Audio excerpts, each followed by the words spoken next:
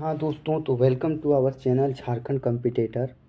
तो आज मैं लेके आया हूँ झारखंड की जनजातीय आंदोलन के पार्ट 8। ऑलरेडी मैं झारखंड के एमसीक्यू सेशन में एमसीक्यू सीरीज में मैं इस बुक से, जो प्रकाश पोद्दार सर की बुक है, काफ़ी इम्पोर्टेंट बुक है, उससे मैं एमसीक्यूज करवा रहा हूँ। ये काफ़ी अच्छी बुक है। तो ऑलरेडी मैं 7 पार्ट करवा चुका हूँ और ये मेरे प्लेलिस्ट में बनाया हुआ है। झारखंड के प्रीवियस ईयर के क्वेश्चन भी हमारे प्लेलिस्ट में मौजूद हैं। तो यदि आप झारखंड की तैयारी करते हैं तो आप उस सारे क्वेश्चन को आप ज़रूर देखें। तो चलिए आज देखते हैं सरदारी लड़ाई, सरदारी आंदोलन जो हुआ था। पहला क्वेश्चन है, थोड़ा सा दिख नहीं रहा होगा अच्छा से। पहला क्वेश्चन है, निम्न में से किस लड़ाई को मुल्की या मिल्की लड़ाई भी कहा जाता है? मुल्की या मिल्की लड़ाई किस लड़ाई को कहा जाता है? तो सरदारी लड़ाई को मिल्की या मिल्की लड़ाई कहा जाता है। चलिए इसके बारे में कुछ डिस्क्रिप्शन में लिखा गया है, उससे जान लेते हैं। सरदारी लड़ाई को मुल्की यानी मातृभूमि की लड़ाई या मिल्की ज़मीन की लड़ाई भी कहते हैं। मुल्की में क्या हुआ, मातृभूमि, और मिल्की में हुआ ज़मीन की लड़ाई भी कहते हैं। इस लड़ाई का नेतृत्व कुल सरदारों ने किया जो कोल विद्रोह 1831-32 के समय अपनी मातृभूमि की ज़मीन छोड़कर असम के चाय बागानों में काम करने के लिए भाग गए थे। तो सरदारी आंदोलन जो था उसको मुल्की या मिल्की के नाम से भी जाना जाता है। आगे क्वेश्चन है, क्वेश्चन नंबर 134 देखते हैं। सरदारी लड़ाई जो है कितने चरणों में चली थी? तो यह 3 चरणों में चला था। कितना चरण में चला था? 3 चरणों में चला था। सरदारी लड़ाई को 3 चरणों में विभाजित किया गया है। प्रथम चरण 1858 से 1881 भूमि आंदोलन से संबंधित था। दूसरी लड़ाई 1881 से 90 यह पुनर्स्थापन आंदोलन से था। तीसरा चरण 1890 से 95 राजनीतिक आंदोलन से संबंधित था। तो 3 चरण में चला था। और कौन जो पहला पूछ सकता है कि पहला चरण जो था सो किससे संबंधित था? तो भूमि आंदोलन से था। दूसरा चरण किससे था? तो पुनर्स्थापना से था। और तीसरा चरण किसने था? तो राजनीतिक आंदोलन से था।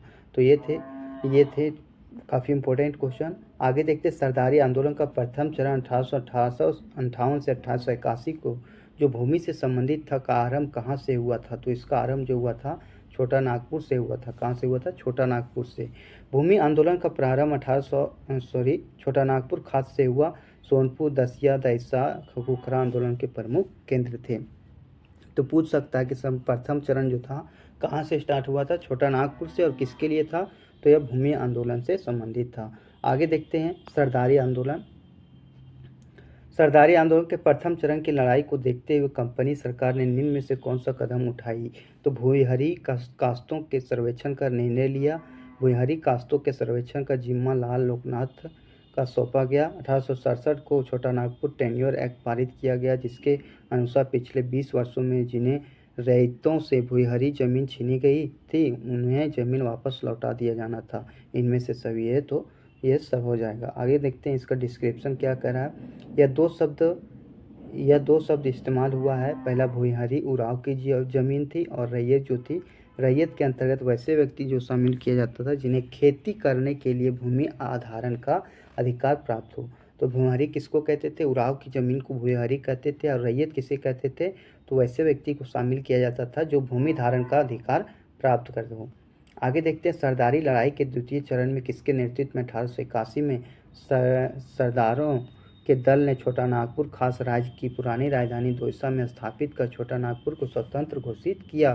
तो यह था जॉन बैप्टिस्ट जो थे, यह सरदारी आंदोलन के द्वितीय चरण में नेतृत्व किया था। सरदारी लड़ाई के द्वितीय चरण में मुख्य जोर पुराने मुल्क की पुनर्स्थापना पर था, इसलिए इसे पुनर्स्थापना आंदोलन नाम दिया गया था। पहले बता दिए कि पहला जो भूमि आंदोलन था, दूसरा था पुनर्स्थापना। 1881 में सरदारों के एक दल ने, जिसका नेतृत्व जॉन बैप्टिस्ट कर रहा था, कौन कर रहा था? जॉन बैप्टिस्ट कर रहा था, छोटा नागपुर खास राज्य की पुरानी राजधानी दौसा में स्थापित कर छोटा नागपुर को स्वतंत्र कर दिया गया। तो जॉन बैप्टिस्ट जो था तो दौसा ले आया था। कहाँ ले आया था?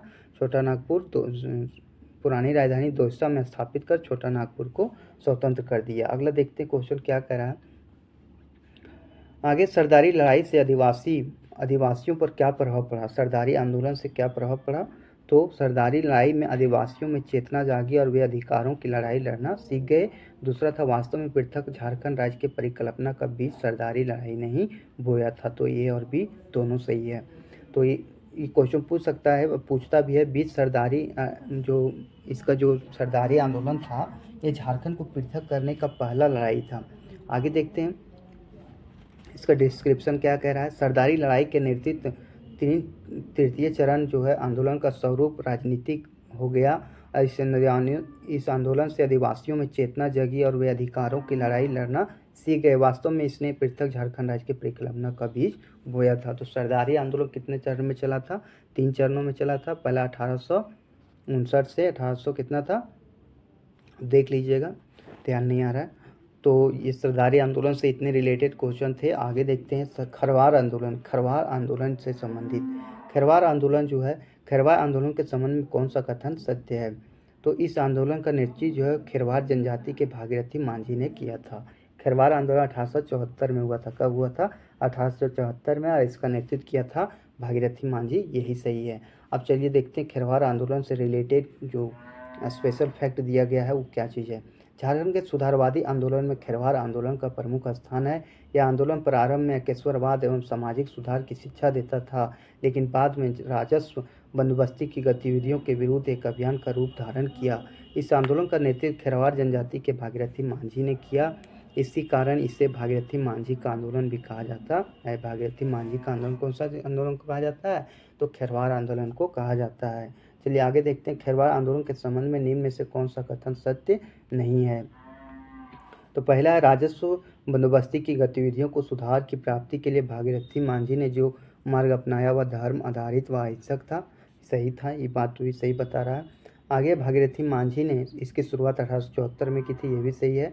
रांची में इस आंदोलन का नेतृत्व दुबू बाबा ने किया था। ये गलत है। जो दुबू बाबा थे वो हजारीबाग से नेतृत्व किए थे। कहाँ से किए थे? हजारीबाग से।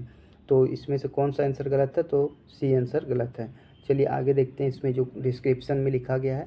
लक्ष्य की प्राप्ति के लिए भागीरथी मांझी ने जो मार्ग अपनाया वह धर्म आधारित एवं अहिंसक था। गोड्डा जिले के तलडीहा गांव निवासी भागीरथी मांझी ने इस आंदोलन का शुरुआत 1874 में की। इन्होंने अपने आप को बौंसी गांव का राजा नियुक्त किया गया और दुबू बाबा ने इस आंदोलन का नेतृत्व हजारीबाग से किया था। तो दुबू बाबा कहाँ से किए थे? हजारीबाग से। तो यही था कि खरवार आंदोलन 1874 में हुआ था और इसका आंदोलन भागीरथी मांझी ने किया था और दुबू बाबा जो थे से हजारीबाग से इस आंदोलन का नेतृत्व कर रहे थे। चलिए आगे देखते हैं 141 नंबर क्वेश्चन क्या कह रहा है। वर्ष 1881 में खरवार आंदोलन के दूसरे चरण की शुरुआत किसके नेतृत्व में किया गया था? तो इसकी शुरुआत किया था दुविधा गोसाई। दुविधा गोसाई के नेतृत्व में जो था दूसरे चरण का जो खरवार आंदोलन के दूसरे चरण का शुरुआत किया गया था। 1881 में हुए खरवार आंदोलन में जो विशेषता जनगणना के विरुद्ध था। किसके थे? जनगणना के विरुद्ध था के नेतृत्व दुविधा गोसाई ने किया, लेकिन उनकी गिरफ्तारी के साथ हुई खरवार आंदोलन का द्वितीय चरण भी समाप्त हो गया। तो द्वितीय चरण का जो शुरुआत किया था कौन किया था? दुविधा गोसाई ने किया था। पहला कौन किया था? तो भागीरथी मांझी ने किया था। आगे देखते हैं झारखंड के किस आंदोलनकर्ता ने सिद्धू कान्हू के जन्म स्थल को तीर्थस्थल के रूप में मान्यता प्रदान किया? सिद्धू कान्हू जो 1855 का जो विद्रोह था उसका जो कहा जन्म स्थल को तीर्थस्थल के रूप में भागीरथी मांझी ने मान्यता प्रदान किया था। भागीरथी मांझी ने संथाल विद्रोह के नेता सिद्धू कान्हू के जन्म स्थल को तीर्थ स्थल के रूप में मान्यता दी। ये काफ़ी इम्पोर्टेंट क्वेश्चन बन जाता है क्योंकि ये जो आंदोलन से चल ही रहा है और इसमें क्वेश्चन जो है उसे तीर्थ स्थल के रूप में कौन किया था? तो भागीरथी मांझी ने किया था। आगे है भागीरथी मांझी ने आत्मसमर्पण के भाव में आधार पर उपासकों को कितने वर्गों में बांटा है? तो 3 वर्गों में बांटा है। कितने वर्गों में बांटा है? उपासकों को 3 वर्गों में बांटा है। आत्मसमर्पण के भाव के आधार पर उपासकों को 3 वर्गों में बांटा। पहला सफाहोर, दूसरा बाबा जिया, तीसरा मेल बरागर। सफाहोर था पूर्ण समर्पण भाव में उपासना वाले उपासक जो पूर्ण रूप से समर्पण करने वाले थे। बाबा जिया जो था उदासीन भाव से उपासना करने वाले उपासक और मेल बरागर जो था बेमन से उपासना करने वाले उपासक। तो ये थे हमारे खरवार आंदोलन से एमसीक्यूज। अब देखते हैं सफाहोर आंदोलन। सफाहोर आंदोलन जो था कब हुआ था? 1870 में हुआ था। निम्न में से किस आंदोलन को खरवार आंदोलन का उपधारा माना जाता है? तो सफाहोर आंदोलन को जो है खरवार आंदोलन का उपधारा माना जाता है। खरवार आंदोलन की एक उपधारा सफाहोर आंदोलन का नेतृत्व लाल हेम्ब्रम ने किया था। लाल हेम्ब्रम ने चारित्रिक शुद्धता पर विशेष बल दिया। तो खरवार आंदोलन का जो उपधारा माना जाए तो उसे किसे माना जाता है? सफाहोर आंदोलन को माना जाता है। आगे देखेंगे। और इसका जो नेतृत्व किया था, कौन किया था? लाल हेम्ब्रम। इसे लाल बाबा के रूप में जाना जाता है। आगे देखते हैं 145 नंबर क्वेश्चन क्या कह रहा है। निम्न में से किसने संथाल परगना में देशोद्धारक दल का गठन किया था? तो देशोद्धारक दल का गठन कौन किया था? तो यह किए थे लाल हेम्ब्रम। कौन किए थे? लाल हेम्ब्रम। सपाहुर आंदोलन के दौरान लाल हेम्ब्रम ने देशोद्धारक की स्थापना की थी। इस आंदोलन में लाल बाबा को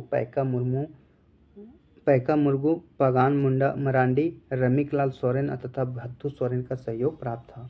तो देशोद्धारक दल की स्थापना में पगान मरांडी, रमिक लाल सोरेन, भत्थू सोरेन और पैका मुर्मू इस सबका जो था हाथ था। आगे सफार आंदोलन का संबंध किस जनजाति से था? तो यह मुंडा जनजाति से था। किस जनजाति से था? मुंडा जनजाति से था। चलिए इसके डिस्क्रिप्शन देख देते हैं। सफार आंदोलन का अर्थ होता है सिंगमोंगा के प्रति समर्पण। 1800 सफार आंदोलन को मुंडा जनजातियों ने भाग लिया था। तो सफार आंदोलन जो है काफ़ी इम्पोर्टेंट है, इससे भी क्वेश्चन आते हैं।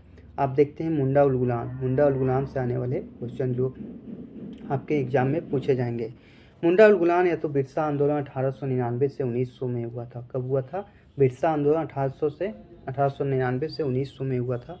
आगे देखते हैं निम्न में से कौन सा आंदोलन 19वीं सदी के आदिवासी आंदोलन में सर्वाधिक संगठित व व्यापक आंदोलन था? बोलेगा सर्वाधिक संगठित और व्यापक आंदोलन कौन सा था? तो वह था बिरसा आंदोलन। बिरसा आंदोलन था।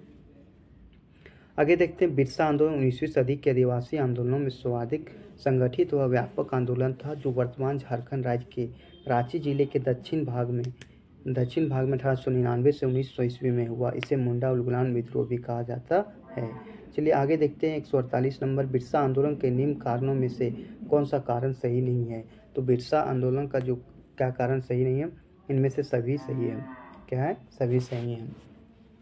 खुदकटी व्यवस्था की समाप्ति के लिए था, मिशनरियों का कोरा आश्वासन था और अदालतों से निराशा थी। तो बिरसा आंदोलन का मुख्य कारण क्या था? तो खुदकटी व्यवस्था का समाप्त करना था, मिशनरियों का कोरा आश्वासन था, अदालतों से निराशा थी। देखते खुदकटी व्यवस्था मुंडा जनजातियों में प्रचलित सामूहिक भूस्वामित्व वाली भूमि व्यवस्था को समाप्त कर व्यक्तिगत भूस्वामित्व वाली भू व्यवस्था का प्रचलन किया गया। मुंडाओं को भू संबंधी समस्याओं को समाधान को लालच देकर उन्हें ईसाई धर्म में परिवर्तित किया जाता था। इसीलिए बिरसा आंदोलन को चलाया गया था। बिरसा आंदोलन का तत्कालीन कारण क्या था? कारण तो सब कुछ था, लेकिन तत्कालीन कारण क्या था? तो 1894 का छोटा नागपुर सुरक्षा कानून। 1894 का छोटा नागपुर का सुरक्षा कानून जो था यह तत्कालीन कारण था। देखते हैं 1894 का छोटा नागपुर सुरक्षा कानून में जाने से जंगल पुत्र आदिवासी निर्वाह के प्रमुख साधन से वंचित हो गए। भूख से बिलबिलाते मुंडाओं को आंदोलन करने के सिवा कोई रास्ता ना बचा था। तो बिरसा आंदोलन का प्रमुख कारण था 1894 का छोटा नागपुर का सुरक्षा कानून। आगे देखते हैं बिरसा आंदोलन के संबंध में कौन सा कथन सही नहीं है? तो यह बिरसा आंदोलन के पिता का नाम दाऊद मुंडा था। यही आंसर गलत है, बाकी बात सारे सही हैं। बिरसा का आंदोलन का नेतृत्व बिरसा मुंडा ने किया, ये सही है। और बिरसा मुंडा का जन्म 15 नवंबर 1875 को झारखंड राज्य के रांची जिला में हुआ था। चालकंद गांव बिरसा मुंडा के अनुयायियों का तीर्थ स्थल था। चालकंद गांव कहाँ था? बिरसा मुंडा का तीर्थ स्थल था। आगे देखते हैं इसका डिस्क्रिप्शन क्या था। बिरसा आंदोलन का नेतृत्व बिरसा मुंडा ने किया।